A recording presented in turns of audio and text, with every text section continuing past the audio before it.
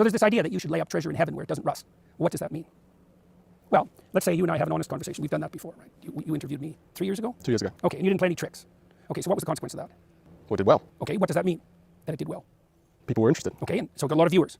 And what was the consequence for you? I suppose it made me feel proud of my work. Okay, well, that's a good thing, right? To make you feel like you're doing something worthwhile, all right? And then when you asked me to do this interview, I said yes. All right, so why did that work? Well, it's because you comported yourself without treachery as a journalist.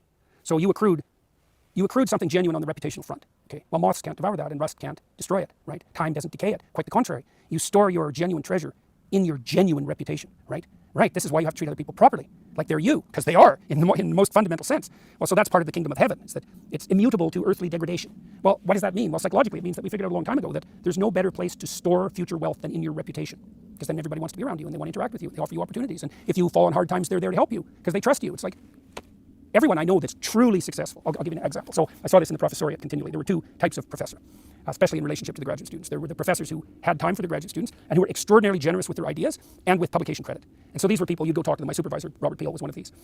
He always had time, and he was never less than forthcoming with his creative ideas. And then if we published, he would assign credit where it was due and put himself appropriately in the background when that was requisite. So what did that mean?